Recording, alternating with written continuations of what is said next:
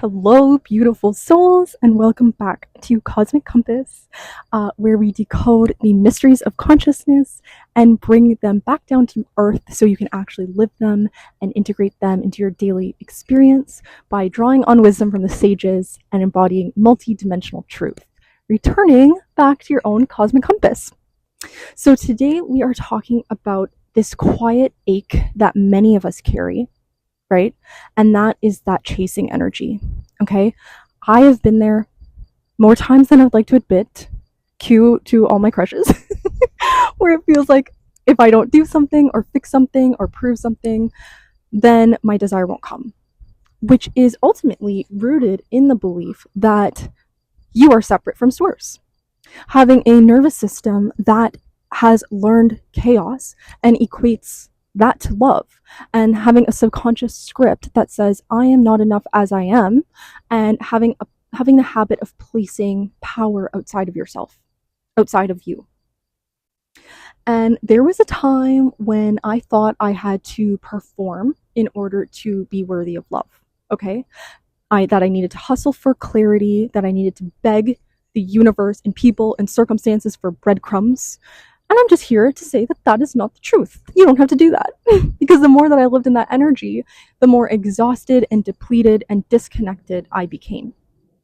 So today's video is really all about that shift, right? From the chasing, desperate energy to this quiet, anchored magnetism. And so let's talk about how that happens, as my hair is like all over the place. Because one repels and one draws the universe towards you, right? So it's really about understanding that and bringing that into your awareness so that you can creatively make those conscious choices. So let's unpack the frequency of desperation, okay? I'm also in the woods here, so I might get bitten. I used to think that desperation meant that I was broken. And that was my core belief. My truth was really rooted in that. But the truth is that desperation isn't morally bad, right? Now that I have more space and awareness around it, I now see it as a sacred signal, as a clue that I had left myself, and that I was looking for something outside of me, something that I hadn't fully anchored within. Right? So just understanding where you fall in that spectrum. And the Kabbalists, they talk about two types of desire. They talk about the desire to receive just for the self, and then there's the desire to receive in order to share. And the desire to receive just for the self alone is rooted in ego, it's rooted in survival, and it's not bad, okay? It's just limited. And it's the voice that says, I need this so I can feel full. Right? This conditional. I need to do this to prove something. And this kind of desire is really, it's quite closed, right? It creates a container that is always lacking. And it's like, no matter how much you pour into it, like no matter how much water you pour into it, it leaks. Doesn't matter if it's water or anything else. But the moment you get the thing, the high fades and the ache returns. And that's what the hedonic treadmill is. And it's like drinking salt water that just keeps making you thirstier. And this is where desperation lives, because the desire itself is not wrong. It's just that the intention is misaligned. And then the latter, the desire to receive in order to share, that's an entirely different vibration, right? That's a desire that says, I want to receive so that I can expand light into this world. I want to be filled, not to hoard, not to just take it for myself, but because I want it to overflow. I want love so I can become love and pour it into every interaction. And that shift is different. This is magnetism. This is divine alignment, because the vessel is no longer like grasping, right? It's shaped in a way that can actually hold the light, right? And the light is then able to pour through it effortlessly.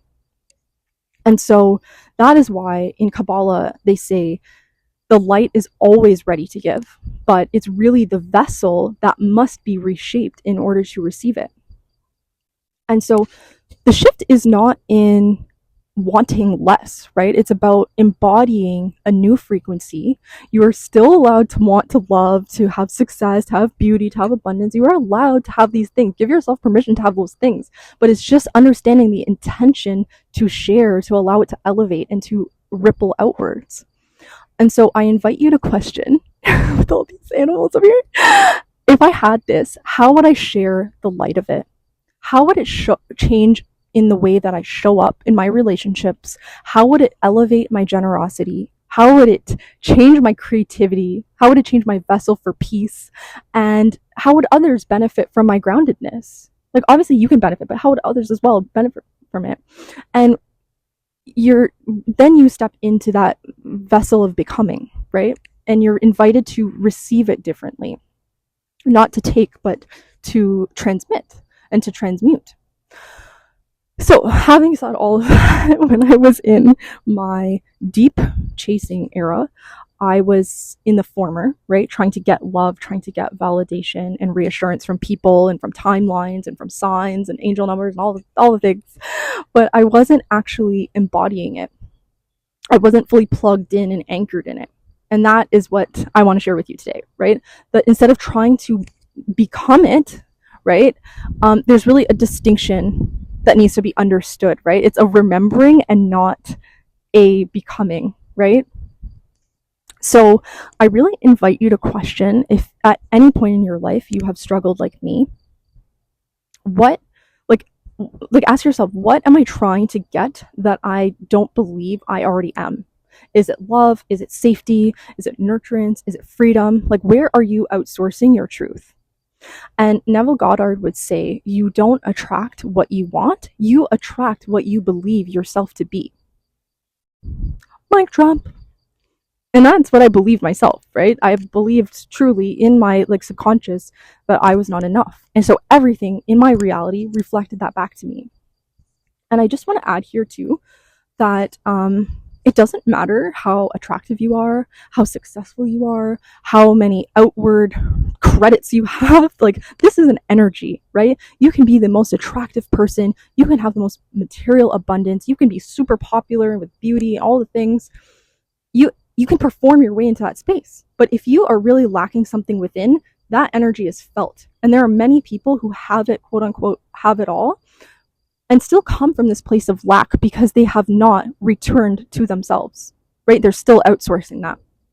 And so Abraham Hicks would say, when you are focused on the absence of what you want, that lack energy, you are a match to that absence.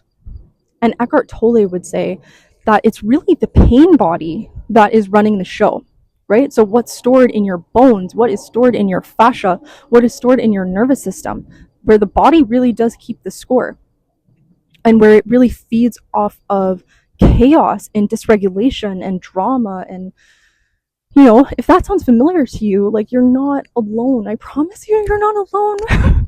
It's not about shaming it and labeling it or pathologizing it, but just really understanding the architecture of what you are working with, right? In order to bring love to it so that you can release those parts of yourself and say, you know what, you don't really need to be here anymore.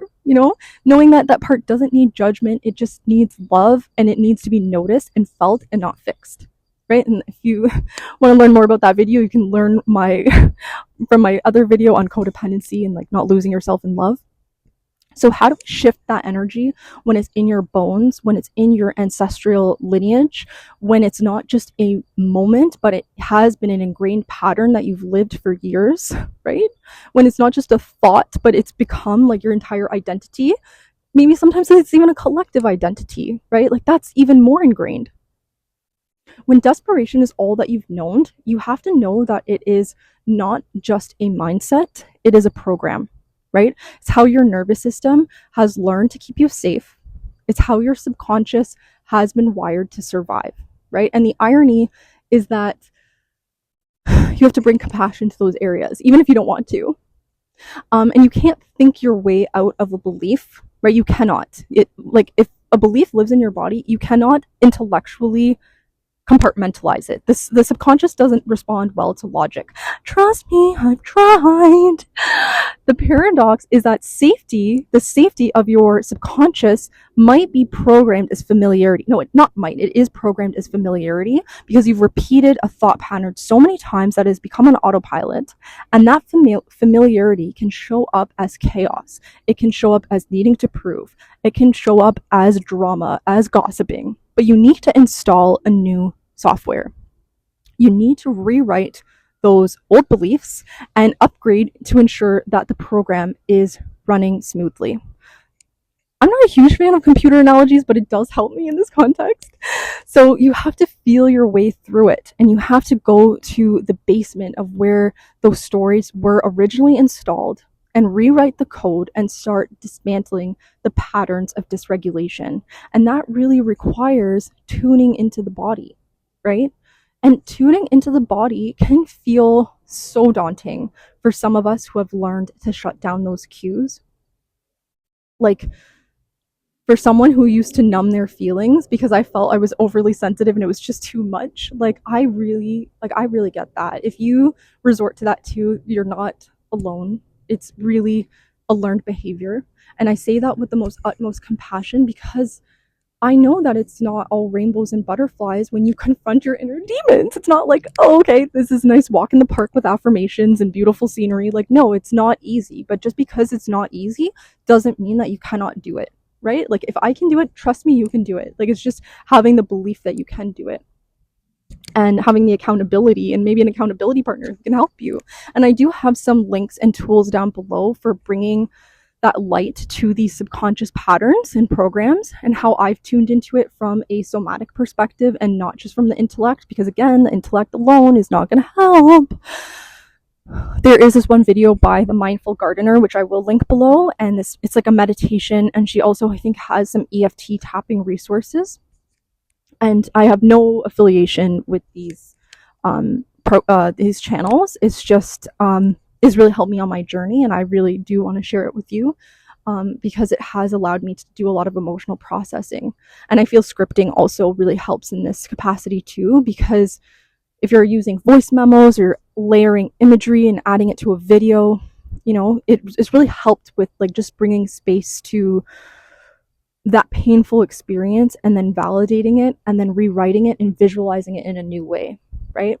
And how I actually want to feel and know that I am the operant power to change that and say, I want to feel this way. And it can be as simple as just this energy feels familiar, but it's not who I am. I'm safe to choose a new story, and I'm not desperate. I am not desperate. I am divine. And that I do not chase, I embody what I want to attract, right? And when you start tuning into that daily and just micro shifts, it will shift your paradigm. And something happens when you stop that chasing, right? And you start listening. That's really the paradigm shift. It's when you stop feeding that and you start softening and knowing that desperation is not just a philosophical idea. It's not just this notion. It's stored energetically. It's stored emotionally. It is stored psychologically. And it really arises when we unconsciously have decided what I want is over there and I'm over here unworthy of or incapable of receiving it. And it's really just a fracture in perception, and you can always change your perception because it's not between you and the thing, right? This is the real clue into this. It's between you and your true identity, the divine magnetic self who is already the embodiment that you wish to seek.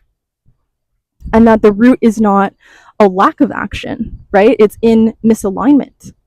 And you feel that in the body. And when you feel that urgency or you feel that tightness in your chest or your breath, and you feel like something is urgent or vital, and you're not safe until you get it, when you feel that frantic energy arise, you can go through the repetition and understand that it's your body's way of telling you something, that it really wants to come home. And there's so much power in that knowing, right? That you don't have to act on it. You can regulate, you can return back to home. And it's not about a becoming. You're just remembering, right?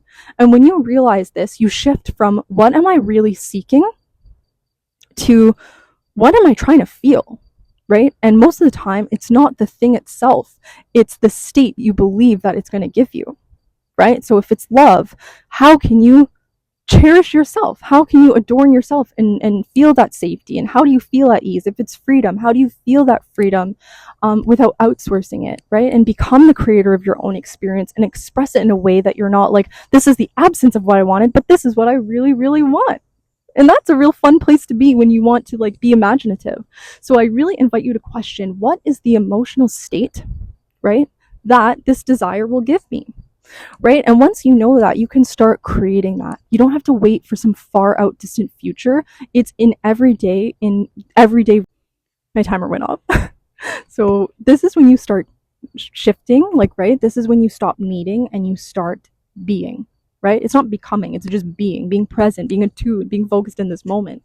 And that's great. That's great from the perspective of desperation. This is what desperation entails and what that frequency is. But what does divine magnetism actually look like aside from like an abstract concept? It's not about being louder. It's not about trying harder. It's not about saying the right things or trying to perform these affirmations and visualizations until your brain hurts, right? It really is a quiet confidence. It's an inner knowing. It's a groundedness, a feeling that you get when you know who you are. It's a remembering when you stop contorting yourself to be liked or to be chosen. And for me, divine magnetism started showing up when I stopped begging for clarity and I started trusting my body's wisdom, which required me to actually tune into my body, which was difficult, and not numbing it.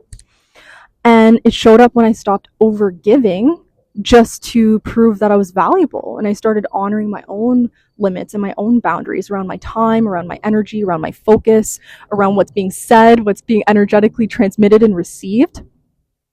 And knowing that it's also like how other people are reciprocating, right? And if I recognize that someone's not willing to give themselves the clarity and the comfort and the compassion that they need, and they're outsourcing it, it's not my responsibility to do it for them. Maybe if I'm in a place of overflow and my cup is overflowing, then sure, then that's what, returning back to the Kabbalistic teaching, that the light is always available, but it's only when the vessel with the right shape can hold it. So instead of trying to conform and fit into someone else's idea of worthiness, I started shaping my life or my energy around my truth.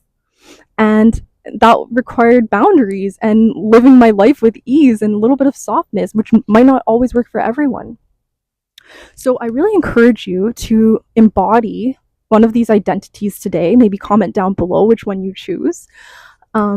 And the version of you like that you really wish to embody. Maybe that's the version that is chosen. Maybe that's the version that is safe to be in their own skin and reflect that. Maybe it's the one who trusts themselves, that really deeply trusts themselves and not just like having a small promise and breaking that. How would you walk? How would you talk? How would you no longer apologize for, like, what would you no longer apologize for? And the cosmic joke is that you don't become magnetic by chasing, you become magnetic by remembering who you are. And it's not when you're performing, it's when you stop performing and you're just being, right? You stop all the periphery and you just are attuned and connected and integrated. And so if this is resonating, here is a little grounding ritual for the week that I would love to share with you. I want you to notice when you feel that frantic energy, right? That urge to chase, that urge to fix, to prove, to make it happen, right? Just be like, oh, I need to do this. Da, da, da, da. When you feel that, pause. Just pause. Breathe. Place one hand on your heart and one hand on your belly and just repeat after me. I am not desperate. I am divine. And ask yourself, what would the magnetic version of me believe right now? What would they do next? What is one small thing that I can do to feel more magnetic? And then do it. And it doesn't have to be this overly grand thing. It's just even how you sip your tea, how you carry yourself, how you walk with maybe your shoulders down and back. It doesn't have to be this like earth-shattering ego death. You don't have to fake it. You just have to return to it. And I encourage you to just try it out. Like, what's the worst that can happen, right? You feel silly? That's fine. I feel silly all the time. But I promise you, you don't have to chase what is already yours. You really don't. You can just stop performing and just start remembering. Okay? And if you are somewhere in the middle of that shift, maybe you are still in that chasing energy, maybe you're trying to choose and not be from a place of lack, I see you and I honor you and your journey. I encourage you to leave a heart in the comments and maybe a belief that you're ready to let go of if you're comfortable sharing that. And if you're calling in the kind of love and abundance and clarity that doesn't require force, I encourage you to hit subscribe because we're all remembering together. Okay, we are, and I'm here to hold you accountable. So I will see you next week. I hope this is helpful. Hopefully not all the critters and animals are making too much noise, but if they did, that is part of the ecosystem we are living in. So much love, and I will see you all next week.